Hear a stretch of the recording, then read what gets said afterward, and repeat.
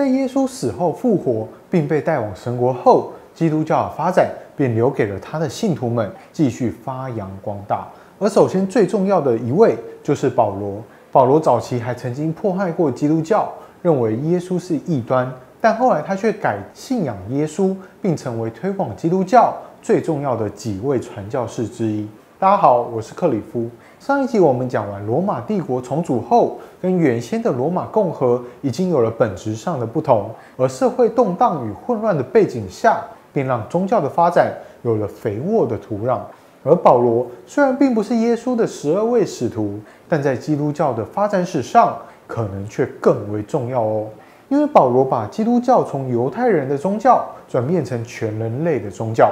耶稣不仅仅是为了要解救犹太人而降临，他其实是为了救赎全人类的罪孽而牺牲。这样的转变，让基督教从一个民族的信仰成为世界性的宗教之一。此外，保罗替个人得救的模式奠定基础，使得之后基督教发展出礼拜仪式与圣餐礼，让教徒们可以透过礼仪更加接近耶稣基督。接着，基督教缓缓发展到了西元3世纪左右，罗马陷入动荡之中。我们在上一集提过，戴克里先的势力共治，在他退位后演变成内斗，导致罗马的经济与政局遭到打击，自然也就让人们更加向往宗教的力量，或是寻求来世的寄托。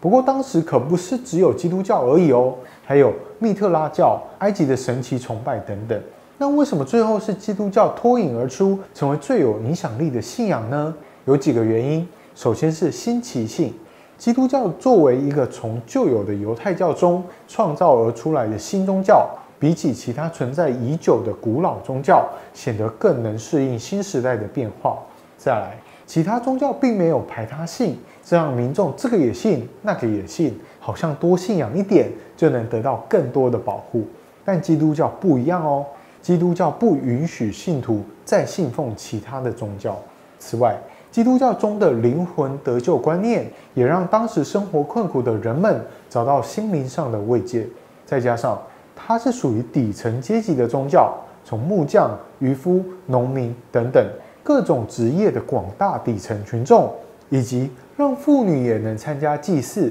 与得到救赎的观念，更让基督教获得了广大妇女的追随。最后一点则是它的组织结构，基督教在3世纪左右便慢慢发展出了稳固的僧侣阶级，他们会指导信徒参加仪式与活动，并帮助照顾病患、保护弱势族群等等。这些行为让底层群众感受到彼此之间的互助与关怀，而僧侣也带着崇高的使命感来帮助信徒。以上种种原因都让基督教能够不断的壮大。基督教在发展的初期，屡屡受到罗马政府的打压，尤其在基督徒拒绝崇拜罗马官方的神祇时，更是让政府严厉的打击他们。不过，这些都没有让基督教没落，反而成为它继续茁壮的养分。在经过2位皇帝比较大型的迫害，也就是戴克里先与前列里乌斯之后，基督教已经成长到无法用政策打压让它消灭的地步了。既然无法压制，那么就只能支持。皇帝态度上的转变，让基督教在罗马境内就得到了官方的支持。到了君士坦丁的时候，又更进一步，他不仅自己皈依基督教，还希望基督教能够把道德败坏的帝国给重新建立起来。这也就让之后的许多继承人都是在基督教的熏陶下长大的。此外，君士坦丁还在西元325年召开尼西亚宗教会议，试图解决基督教教义与流派的纷争。有了这个会议当作介入点后，世俗权力干涉教会的事务就逐渐成为常态，尤其是在东罗马帝国。而各个地区如果发现教义上的纷争，那么他们就会试图找皇帝来获得支持，这也就渐渐导致东罗马的皇帝对于宗教有很大的话语权。但也别忘了基督教的排他性特征，这让信奉基督教的皇帝会更加严酷地迫害异教徒，而大多数的人在政府的推广与支持下，也都纷纷改信基督教。直到狄奥多西一世在西元380年颁布敕令，要求所有臣民都信奉基督教时，罗马帝国境内已经没有什么异教徒了。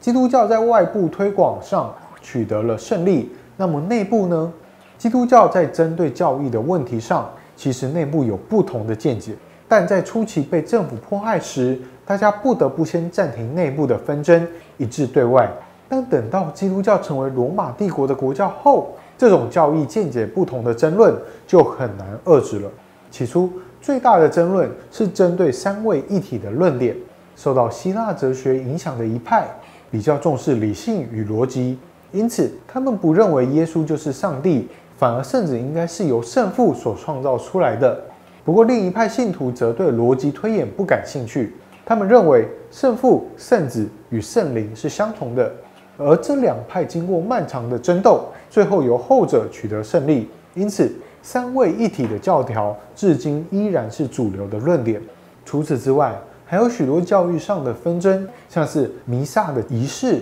圣母是纯洁受胎、圣母升天等等，都是经过不断的争论后才逐渐确定下来的。而这样的纷争也让各个地区逐渐产生敌意，造成地方分离主义的诞生，也加强了罗马东西分裂的倾向。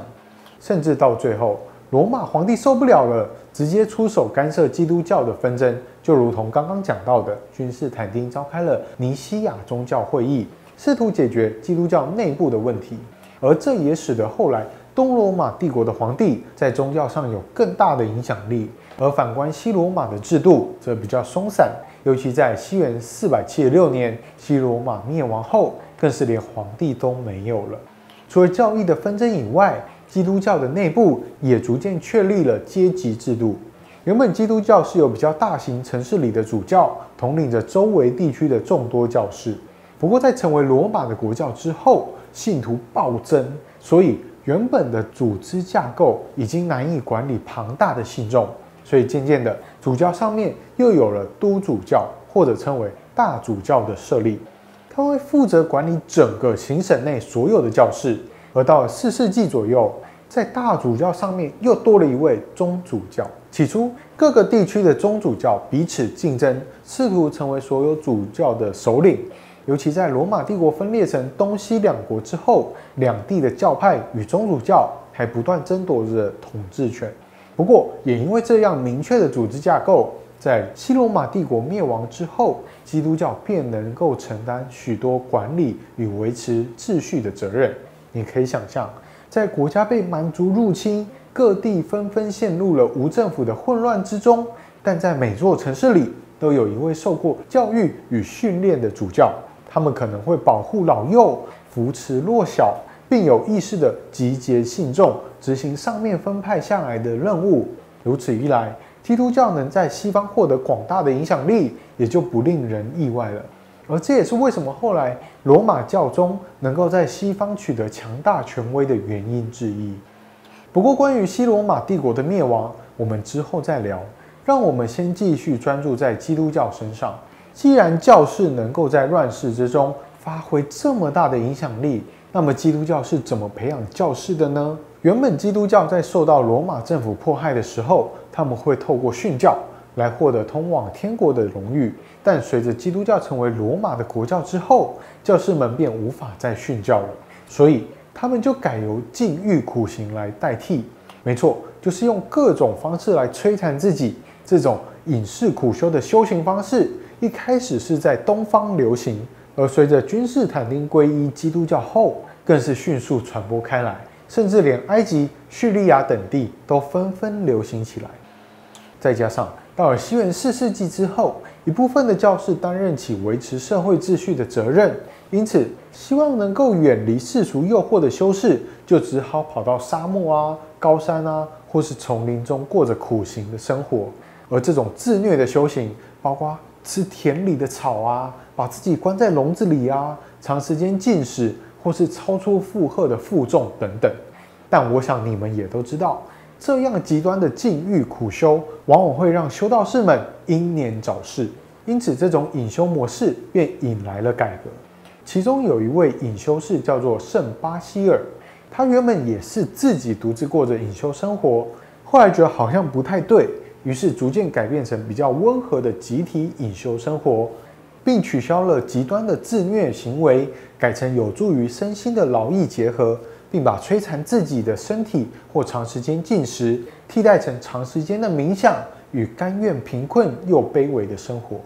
而这样的改变很显然比原本的极端苦行要好上许多。而东方这套隐士修行传到西方后，在西元6世纪左右，又有一位圣本笃制定了非常有名的教规后，也几乎成为了所有西方教士修行的准则。圣本笃在教规中抄录了早期拉丁文会规的许多内容，跟圣巴西尔有些相似，但又更简洁与温和。本笃的教会规定，要求修士安于贫困、服从、勤于劳动以及献身宗教。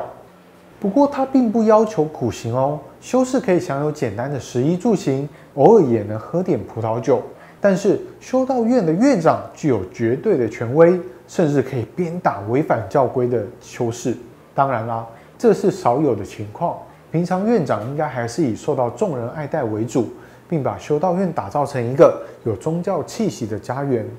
不过圣本笃认为懒惰是心灵的敌人，所以他不会像圣巴西尔等东方修士进行长时间的冥想。相反的，为了避免懒惰，他会要求修士们从事体力劳动，像是耕田、打铁或是畜牧等等。而这样勤奋的劳作，不仅能让修道院有自给自足的能力，也让他们能够慢慢的累积财富。而更重要的一点是，圣本笃认为修士要有阅读的能力，这样才能够念诵祈祷文。所以当孩童被送到修道院后，教会就会教导他们书写与阅读的知识。在之后，圣本笃的修士们认为，如果要对圣经有更深刻的理解，那就应该要对古典文化有所研究。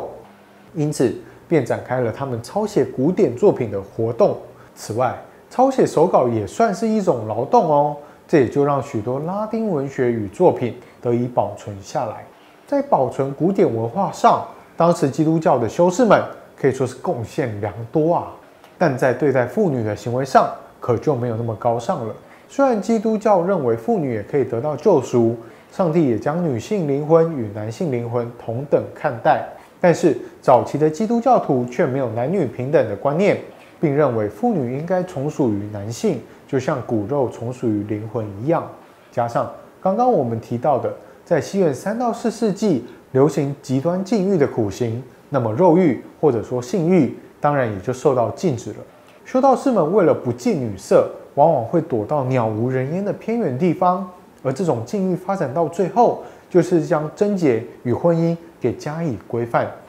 担任圣职的人员是不能够结婚的，而信徒结婚的目的则是繁衍后代，并非纵欲享乐。回过头来，基督教确实在西罗马帝国灭亡后担任起维持社会秩序的重要角色。不过，我们难免也会纳闷，就算罗马帝国在西元395年分裂，但为什么西罗马帝国会在西元476年就灭亡，而偏偏东罗马帝国却能延续到西元1453年呢？最简单直接的答案是西罗马帝国无法抵抗日耳曼民族的入侵，但难道东罗马帝国就没有受到外族的威胁吗？而且我们之前也说过，蛮族的威胁一直都存在。如果不是戴克里先重组了动乱的罗马帝国，后来又有君士坦丁与狄奥多西的统治，或许日耳曼人早就击垮罗马帝国了。因此，我们得更进一步去了解这其中的原因。或许我们常常将日耳曼人称为蛮族，但这是站在罗马帝国的立场。客观一点来讲，日耳曼人的文化并不野蛮，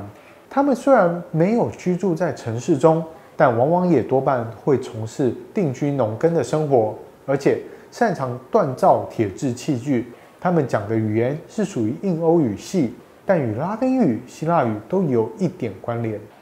在他们推翻西罗马帝国之前，就已经长期跟罗马人有密切的商业贸易。就算双方有所冲突，有时罗马也会拉拢一些日耳曼的部落去打击另外一个部落，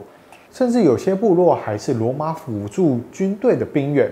到了西元4世纪左右，随着罗马国力逐渐衰微，边境的一些农地也渐渐荒废，因此他们便让一些日耳曼部落在边境定居农耕，而这也加速了双方在文化与商业上的交流，甚至连双方互相通婚也不会引起社会上的争论。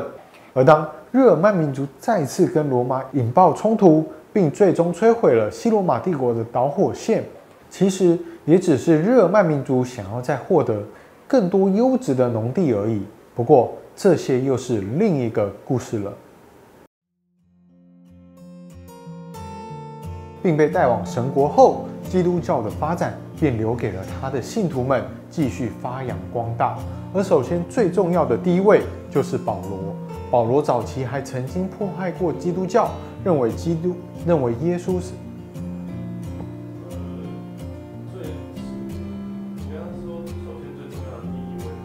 哦，一位，不用第一位，不是第一位，他还有12使徒，我都跳过了。好，渐渐导致东罗马帝国的皇帝对于宗教有很大的话语权。再次好。不过关于西罗马帝国的灭亡，我们之后再聊。先让我们继续关注在基雕，先让我们不过好了，并取消了再次。